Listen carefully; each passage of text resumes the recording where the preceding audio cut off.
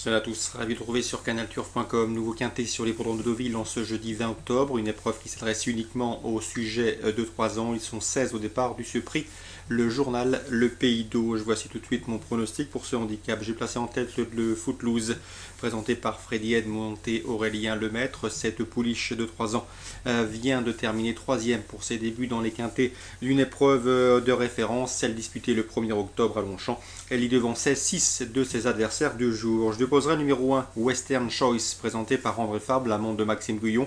Un poulain qui débute, lui, dans les handicaps quintés. Difficile de savoir s'il est pris à son juste poids, en 43 de valeur. Mais c'est un cheval qui a montré suffisamment de qualité pour pouvoir briller en pareille société. Mieux vaut le suivre d'emblée, d'autant qu'André Fabre n'a pas pour habitude de présenter ses élèves à ce niveau de compétition. Ensuite, on retiendra le numéro 13, Chevlet, présenté par Carlos Lerner, un bon numéro dans les stalles, la montre du 13 en forme Christophe Soumillon, un cheval qui est proche d'une victoire dans les handicaps. Seul bémol, il découvre la piste en sable fibré. Ensuite, j'ai retenu le numéro 12, à savoir Niolon, un bon finisseur. Il est désormais entraîné par Yann Barbero, il était auparavant par Jérôme Régnier, mais il conserve la casaque de l'écurie Camacho Course. Sachez que c'est un cheval qui n'a jamais terminé plus loin que 6e, il reste sur 2 places. Il reste sur de bonnes tentatives et sachez également qu'il compte déjà 2 podiums sur la piste en sable fibré de Marseille Vivo. Le sable deauvillais ne devrait donc pas lui poser de problème. Ensuite, le numéro 5, c'est Storming Honor. Difficile de lui reprocher quoi que ce soit.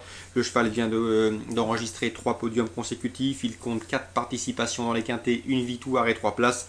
Un cheval régulier. Sachez également que son unique sortie sur la PSF de Deauville, sur plus long certes, s'est soldée par une victoire. Bref, pas mal d'atouts dans son jeu. Le numéro 8 également, c'est Threshing Days, présenté par Michael Desangles. Un cheval et une pouliche plus précisément qui vient de s'imposer dans un handicap à Longchamp, un succès qui lui a valu d'être remonté de 4 kg sur l'échelle des valeurs, mais le style y était, mieux vaut donc la garder de nouveau. Ensuite, on retiendra pour les places le 16 Sunseabird. Bird. À mon avis, le cheval est barré pour le succès, mais c'est un cheval qui est en forme et qui revient dans les quintets et les handicaps avec quelques prétentions. Et le numéro 11, Pepito Grillo, ce pensionnaire de Luis Urbano Grajales, eh bien, a terminé non loin de notre préféré Footloose lors de leur dernière confrontation commune. Ça peut suffire pour intégrer le quintet gagnant. Résumé chiffré, le 2 Footloose, le 1 Western Choice, le 13 à savoir Chevlet devant le 12 Niolon, un bon finisseur, le 5 Storming Honor pour sa régularité, le numéro 8 Threshing Days pour la cote. Ensuite, le 16, Sunseabird et le numéro 11, Pepito Grillo.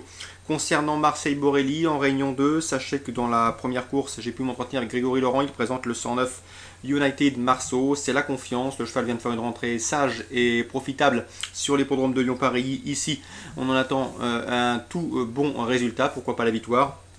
À mon avis, son plus sérieux client sera le 110 Uno du Méloc, un cheval qui a toujours été tenu en estime et ménagé par Laurent Fresneau. Donc 109, l'opposition principale, le 110.